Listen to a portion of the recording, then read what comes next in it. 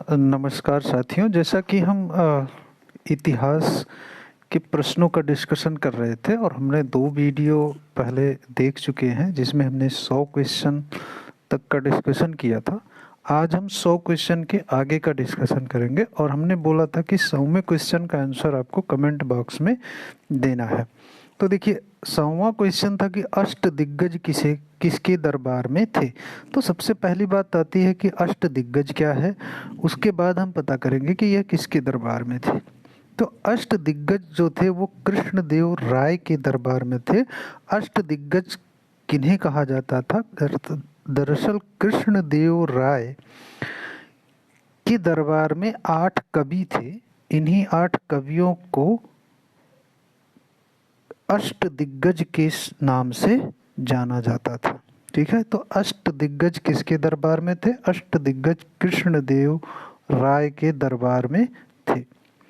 चलिए, ये इसका सही आंसर है क्वेश्चन नंबर 100 का।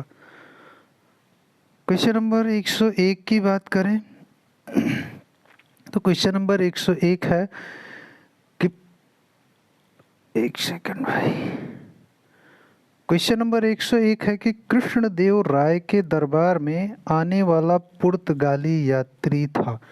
कृष्णदेव राय के दरबार में आने वाला पुर्तगाली यात्री था डोमिंगा पायस, बारबोसा, नूनिज या फिर ए एवं बी दोनों। तो कृष्णदेव राय के दरबार में जो पुर्तगाली यात्री आए थे वो डोमिंगा पयास और बारबोस दोनों पुर्तगाली जो है आए थे। तो इस प्रकार से इसका कौन सा आंसर सही हो जाएगा? ऑप्शन डी इसका सही आंसर होगा। अर्थात कृष्णदेव राय के दरबार में पुर्तगाली यात्री कौन आए थे? डोमिंगा पायस और बारबोसा। ठीक है, क्वेश्चन नंबर 101 हो गया। क्वेश्चन नंबर 102 की बात करें तो क्वेश्चन नंबर 102 क्या कह रहा है कि प्रसिद्ध तेलुगु ग्रंथ अमुक्तमाल्यद की रचना किसने की थी?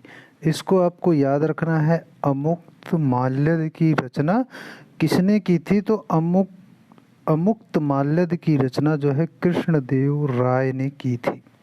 किसने की थी? कृष्णदेव राय ने। प्रसिद्ध तेलुगु ग्रंथ, ये एक क्या है? एक तेलुगु ग्रंथ है। अमुक्तमाल्याद की रचना कृष्णदेव राय ने की थी।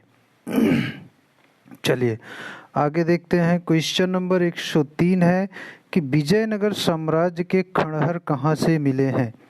विजयनगर साम्राज्य के खंडहर कहाँ से मिले हैं? गुलबर्गा, बीदर, हम्पी या फिर ए सभी।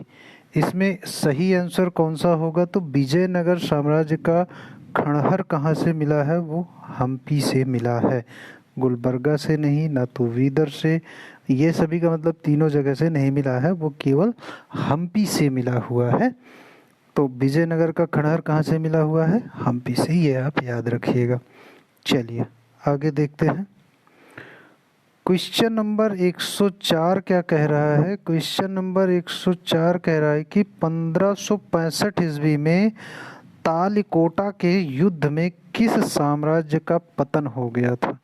तालिकोटा का युद्ध कौन से सन में हुआ था? 1565 ईस्वी में जो हुआ था उसमें किस साम्राज्य का पतन हो गया था, ये बताना है। तो बहमनी साम्राज्य का, विजयनगर साम्राज्य का, जौनपुर का या फिर दिल्ली सल्तनत का। तो 1565 में जो तालिकोटा के युद्ध हुआ था उसमें विजयनगर साम्राज्य का पतन हो गया था। किस साम्राज्य का? विजयनगर साम्राज्य का पतन हो गया था। चलिए 104 हो गया। क्वेश्चन नंबर 105 है कि अजमेर में किस प्रसिद्ध सूफी संत का दरगाह है? अजमेर में किस प्रसिद्ध सूफी संत का दरबार है? ख्वाजा मोइनुद्दीन चिश्ती, बाबा फरीद या शेख अब्दुल्ला या कुतुबुद्दीन बख्तियार काकी। तो अजमेर में जो प्रसिद्ध सूफी संत का दरगाह है वो प्रसिद्ध सूफी संत हैं ख्वाजा मोइनुद्दीन चिश्ती। ख्वाजा मोइनुद्दीन चिश्ती संत हैं जिनका दरगाह अजमेर में है। ठीक है, चलिए। कबीर के उपदेशों का संग्रह है शब्द, बीजक, गुरु ग्रंथ साहिब या फिर उपरोक्त में से कोई नहीं। कबीर के उपदेशों की संग्रह कहाँ पे है? बीजक में है, ये सभी को पता होना चाहिए। कबीर के उपदेशों का संग्रह जो है वो बीजक में है। ठीक है, चलिए आगे चलते हैं। अब यह है कि उत्तर भारत में भक्ति आंदोलन फैलाने का श्रेय है। उत्तर भारत में भक्ति आंदोलन किसने फैलाया था? रामानुजाचार्य ने, चैतन्य ने, रामानंद ने या फिर मीरा ने? तो उत्तर भारत में जो भक्ति आंदोलन फैलाया था वो रामानंद ने फैलाया था। ठीक है, तो उत्तर भारत से संबंध किसका है? रामानंद जी का है। चलिए आगे देखते हैं क्वेश्चन नंबर 108। संकीर्तन प्रथा, संकीर्तन प्रथा के जन्मदाता थे मीराबाई, चैतन्य, कबीर, रैदास। अब ये देखते हैं कि संकीर्तन प्रथा क्या है, फिर उसके बाद उसके जन्मदाता की जांच करते हैं। ठीक है, तो संकीर्तन की अगर बात करें तो संकीर्तन जो है हमारे पूर्वी भारत में, हमारे पूर्वी भारत में जो मणिपुर और असम के क्षेत्र हैं, जैसे मणिपुर और असम के जो क्षेत्र हैं यहाँ पे इसको मनाया जाता है, जिसमें ये लोग कथा गायन और नृत्य वगैरह करते हैं। इसे एक समारोह की तरह मनाते हैं। तो इसका जो जन्मदाता है वो है चैतन्य। संकीर्तन प्रथा के जन्मदाता क्या कौन है? वो है चैतन्य। तो संकीर्तन आपको समझ में आ गया। संकीर्तन क्या है? संकीर्तन एक प्रथा है, एक त्योहार की तरह इसको मनाते हैं। पूर्वी भारत के लोग, कहाँ के? मणिपुर और असम के लोग, जहाँ पे कुछ मणिपुरी लोग बसे हुए हैं असम में, वहाँ के लोग इस संकीर्तन प्रथा को मानते हैं और एक समारोह के रूप में, गायन और नृत्य के रूप में इसको ये लोग मनाते हैं। ठीक है, चलिए क्वेश्चन नंबर 109 है कि नामदेव कहाँ के संत थे? अब नामदेव कहाँ के संत थे ये बताना है। क्वेश्चन नंबर 109, बंगाल के, उत्तर प्रदेश के, महाराष्ट्र के या फिर पंजाब के? तो नामदेव जो थे वो महाराष्ट्र के संत थे। कहाँ के संत थे? महाराष्ट्र के संत थे। चलिए क्वेश्चन नंबर 110 क्या कह रहा है कि अद्वैतवाद के प्रवर्तक थे, अद्वैतवाद के प्रवर्तक थे शंकराचार्य, माधवाचार्य या फिर रामानुजाचार्य, निम्बकाचार्य? चार ऑप्शन दिए हुए हैं। क्वेश्चन नंबर 110, शंकराचार्य, माधवाचार्य, रामानुजाचार्य या निम्बकाचार्य? कौन थे अद्वैतवाद के प्रवर्तक? कौन थे? तो अद्वैतवाद के प्रवर्तक शंकराचार्य थे। चलिए, तो देखिए अद्वैतवाद का मतलब क्या होता है? अद्वैत का मतलब होता है एकाकी, अर्थात इसके जैसा दूसरा कोई नहीं है, उसे हम क्या कहेंगे? अद्वैत। तो अद्वैतवाद का जो प्रवर्तक है वो कौन है? वो शंकराचार्य हैं, जैसा कि हमने बताया। चलिए आगे चलते हैं और देखते हैं कि गुरु नानक का जन्म कहाँ हुआ था। वाह भाई, बचपन से पढ़ते आ रहे हैं। गुरु नानक का जन्म कहाँ हुआ था? भिवानी, लुधियाना, जालंधर या फिर तालवंडी? तो गुरु नानक का जन्म तालवंडी में हुआ था। ठीक है, गुरु नानक का जन्म कहाँ हुआ था? तालवंडी में हुआ था। और कब हुआ था ये भी आपको हम बताते हैं कि गुरु नानक का जन्म जो हुआ था वो 15 अप्रैल 1469 को तलवंडी गांव, लाहौर, जो कि अभी पाकिस्तान में है, में हुआ था। और ये सिख धर्म के संस्थापक थे। कौन? गुरु नानक। तो गुरु नानक का जन्म स्थान क्या है? तलवंडी, लाहौर में है। ठीक है, आगे चलते हैं। भारत में मुगल वंश का संस्थापक कौन है? भारत में मुगल वंश का संस्थापक कौन है यह आपको बताना है। और ऑप्शन हमारे पास चार हैं, बाबर, हुमायूं, अकबर और शेर शाह। तो क्वेश्चन नंबर 112, भारत में मुगल वंश का संस्थापक कौन है? भारत में मुगल वंश का संस्थापक बाबर है। ठीक है, भारत में मुगल वंश का संस्थापक कौन है? बाबर है। चलिए आगे देखते हैं।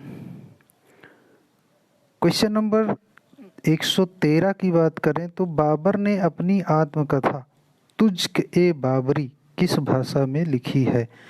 तुझ्क ए बाबरी किस भाषा में लिखी है? तो तुझ्क ए बाबरी जो है वो तुर्की भाषा में लिखी हुई है। फारसी, उर्दू, हिंदी ये गलत है। ऑप्शन नंबर बी तुर्की इसका सही आंसर होगा। तुझ्क ए बाबरी, तुझ्क लिखा हुआ है ना, तुझ्क से आप लगा लीजिए कि ये तुर्की भी लिखा हुआ है। चलिए क्वेश्चन नंबर 114 की बात करें तो क्वेश्चन नंबर 114 क्या कह रहा है? निम्नलिखित में से किस युद्ध में हुमायूं शेर खां से निर्णायक रूप से पराजित हुआ? शेर खां से निर्णायक हुमायूं पराजित हुआ है। इसमें 114 नंबर का क्वेश्चन है। तो ये है खानवा का युद्ध, चंदेरी का युद्ध, चौसा का युद्ध या फिर कन्नौज का युद्ध। तो हुमायूं जो शेर खां से निर्णायक रूप से पराजित हुआ था वो कन्नौज के युद्ध में हुआ था। और कन्नौज का युद्ध कब हुआ था? ये 1540 ईस्वी में मुगल बादशाह हुमायूं और सूर साम्राज्य के संस्थापक शेर शाह के मध्य हुआ था। ठीक है, और जिसमें हुमायूं को पराजय मिली थी। तो ये कौन से युद्ध में मिली थी? कन्नौज के युद्ध में। ठीक है, ऑप्शन डी क्वेश्चन नंबर 114 का ऑप्शन नंबर डी सही आंसर है। चलिए क्वेश्चन नंबर 15 है कि हमायूनामा की रचना किसने की थी?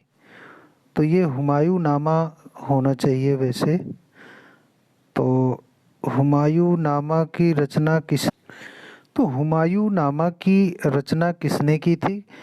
क्वेश्चन नंबर 115, हुमायूंनामा की रचना रोशन आरा, अबुल फजल बदायूनी या फिर गुलबदन बेगम ने किया था। तो हुमायूंनामा की रचना जो है गुलबदन बेगम ने किया था, अर्थात ऑप्शन नंबर 4 अर्थात डी, ऑप्शन डी इसका सही आंसर होगा, गुलबदन बेगम। हुमायूंनामा इसमें छोटा ऊ की मात्रा भी है। ठीक है, क्वेश्चन नंबर 115 हो गया। क्वेश्चन नंबर 116 है कि शेर शाह का मकबरा अवस्थित है। शेर शाह का मकबरा कहाँ पर अवस्थित है ये आपको बताना है। तो शेर शाह का मकबरा जो है रोहतासगढ़, कालिंजर, सासाराम या फिर पटना। तो शेर शाह का मकबरा जो है वो सासाराम में स्थित है। कहाँ पे? सासाराम में। ठीक है, आगे चलते हैं। चलिए, अकबरनामा की रचना किसने की थी? क्वेश्चन नंबर 117, अकबरनामा फैजी, अबुल फजल बदायूनी या फिर अब्दुर्रहीम खान खाना। तो अकबरनामा की रचना जो है वो अबुल फजल ने की थी। इसका सही आंसर 117 होगा, ऑप्शन बी 117 का ऑप्शन बी अबुल फजल, अकबरनामा की रचना। चलिए 117 के बाद है 118। क्वेश्चन नंबर 118 क्या कह रहा है कि अकबर एवं महाराणा प्रताप के बीच प्रसिद्ध हल्दी घाटी का युद्ध कब लड़ा गया था? तो हल्दी घाटी का युद्ध कब लड़ा गया था भाई, ये बताना है। तो हल्दी घाटी का युद्ध जैसा मुझे याद है वो लड़ा गया था 1576 ईस्वी में। तो ऑप्शन नंबर डी 1576 इसका सही आंसर होगा। अकबर एवं महाराणा प्रताप के बीच जो युद्ध लड़ा गया था हल्दी घाटी में वो 1576 ईस्वी में लड़ा गया था। चलिए क्वेश्चन नंबर 119 है कि किस मुगल शासक ने न्याय की घाटी लगवाई थी? वाह, न्याय की घंटी लगवाई थी, सॉरी। किस मुगल शासक ने न्याय की घंटी लगवाई थी? क्वेश्चन नंबर 119, अकबर ने, जहांगीर ने, शाहजहां ने या फिर औरंगजेब ने। तो जो न्याय की घंटी लगवाई थी वो जहांगीर ने लगवाई थी। ठीक है, ये न्याय की घंटी क्या थी भाई? न्याय की घंटी उन्होंने अपने गेट पे लगवा दिया था, जो भी फरियादी आता था उस घंटी को बजाता था तो उसकी फरियाद को सुनी जाती थी। ठीक है, ये कार्य किसने किया था? जहांगीर ने किया था। चलिए, क्वेश्चन नंबर 120 क्या कह रहा है? क्वेश्चन नंबर 120 है कि निम्न में से किसके शासन काल में चित्रकला का सर्वाधिक विकास हुआ? चित्रकला का सर्वाधिक विकास किसके काल में हुआ था? अकबर के, बाबर के, जहांगीर के या फिर शाहजहां के? तो जहांगीर की बात चल रही है, तो इस समय जहांगीर के शासनकाल में चित्रकला का विकास सर्वाधिक हुआ था, अर्थात जहांगीर ने सामाजिक कार्य बहुत किए थे। चलिए आगे देखते हैं। मुगल काल में सर्वाधिक हिंदू मनसबदार किसके समय में थे? मुगल काल में सर्वाधिक हिंदू मनसबदार किसके समय में थे? Question number 121। तो मुगल काल में औरंगजेब के समय हिंदू मनसबदार सबसे अधिक थे। चलिए, क्वेश्चन नंबर 121 हो गया। क्वेश्चन नंबर 122 है, दिल्ली का लाल किला किसने बनवाया था? बाप रे बाप, दिल्ली का लाल किला किसने बनवाया था? अकबर ने, शाह जहांगीर ने, शाहजहां ने या फिर शेर शाह ने? तो दिल्ली का लाल किला शाहजहां ने बनवाया था। 122 का ऑप्शन सी सही है। ठीक है, ताजमहल किसकी याद में बनवाया गया था? बता दो भाई। नूरजहां, गुलबदन बेगम, रोशन आरा या फिर मुमताज महल के किसकी याद में बनवाया गया था? मैं तो जानता हूँ भाई कि मुमताज महल की याद में बनवाया गया था। आप क्या जानते हैं कमेंट में बताइए। तो इसका ऑप्शन नंबर सी सही आंसर होगा। चलिए, क्वेश्चन नंबर 124 की बात करें तो जहांगीर के दरबार में आने वाला पहला अंग्रेज व्यापारी था। जहांगीर के दरबार में आने वाला पहला अंग्रेज व्यापारी था Captain Hawkins, Sir Thomas Roe, Edward Terry या फिर इनमें से कोई नहीं? तो कैप्टन हॉकिंस जो थे वो जहांगीर के दरबार में सबसे पहले आए थे। कौन? Captain Hawkins. चलिए, क्वेश्चन नंबर 125 कह रहा है कि रंगीला किस मुगल बादशाह को कहा जाता था? रंगीला किस मुगल बादशाह को कहा जाता था? फर्रुखसियर, मोहम्मद शाह, जहादार शाह या फिर शाह आलम द्वितीय? तो क्वेश्चन नंबर 125, रंगीला किसे कहा जाता था? मोहम्मद शाह को रंगीला की उपाधि दी गई थी। इन्हें रंगीला कहा जाता था, मोहम्मद शाह को। रंगीला क्यों कहा जाता था भाई इनको, मोहम्मद शाह को? तो इन्हें रंगीला इसलिए कहा जाता था कि ये बहुत ही रंगीले किस्म के आदमी थे, इन्हें नाच गाना बहुत पसंद था। ठीक है, तो क्वेश्चन नंबर 125 में मोहम्मद शाह को रंगीला के नाम से भी जाना जाता है। इसमें कोई बड़ा रीज़न नहीं था, इन्हें नाच गाना ज़्यादा पसंद था इसलिए इन्हें रंगीला कह दिया। ठीक है, किस शासक के मंत्रिपरिषद को अष्टप्रधान की संज्ञा दी गई थी? अकबर, महाराणा प्रताप, शिवाजी या फिर कृष्णदेव राय? क्वेश्चन नंबर 126, शिवाजी की मंत्रिपरिषद को अष्टप्रधान की संज्ञा दी गई थी। अष्टप्रधान की संज्ञा किसकी मंत्रिपरिषद को दी गई थी? शिवाजी। चलिए, 126 हो गया। क्वेश्चन नंबर 127 क्या कह रहा है कि शिवाजी ने अपना राज्याभिषेक कहाँ कराया था? शिवाजी ने अपना राज्याभिषेक कहाँ कराया था? तोरण में, आगरा में, बेसीन में, रायगढ़ में? शिवाजी ने अपना राज्याभिषेक कहाँ करवाया था? तो शिवाजी ने अपना राज्याभिषेक रायगढ़ में करवाया था। चलिए आगे देखते हैं। क्वेश्चन नंबर 128, निम्न में से किसे जाट का प्लेटो अफलातून 14 कहा जाता है?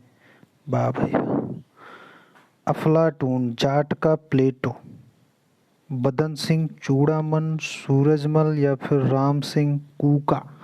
Question number 128। जाट का प्लेटो सूरजमल को कहा जाता है। जाट का प्लेटो सूरजमल को कहा जाता है। चलिए क्वेश्चन नंबर 129। गुरुमुखी लिपि के जनक थे।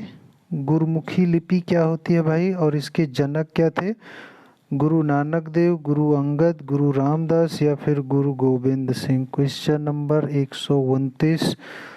गुरुमुखी लिपि के जनक जो थे वो गुरु अंगद थे। गुरुमुखी क्या है? यह एक लिपि है। जैसे हिंदी में क्या होती है? देवनागरी लिपि होती है, तो वैसे गुरुमुखी भी एक लिपि है जिसके जनक कौन है? गुरु अंगद।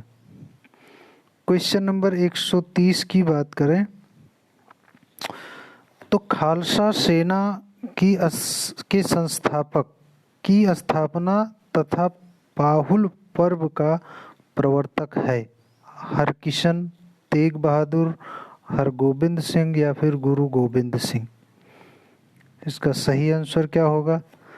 खालसा सेना की स्थापना। खालसा सेना क्या थी भाई? खालसा सेना की स्थापना गुरु गोबिंद सिंह ने की थी। इसका सही आंसर होगा ऑप्शन डी, गुरु गोबिंद। तो साथियों, यहीं से हिस्ट्री के क्वेश्चन समाप्त होते हैं। आगे हम और भी क्वेश्चन लेके आएंगे, लेकिन आपके यूपी SSC पेट एग्ज़ाम से जो भी संबंधित क्वेश्चन थे वो हमने 3 वीडियो में डिस्कस कर लिया है। 120 है, और भी जैसे सिलेबस के अनुसार जो भी चीज़ें हैं उसमें जो भी सब्जेक्ट हैं उन पर वीडियो आती रहेंगी। तो आप चैनल को सब्सक्राइब कर लीजिए और बेल आइकन को ज़रूर दबाएं ताकि आपको नोटिफिकेशन मिलता रहे। तो चलिए मिलते हैं अगले वीडियो में नए टॉपिक के साथ। तब तक के लिए नमस्कार, धन्यवाद।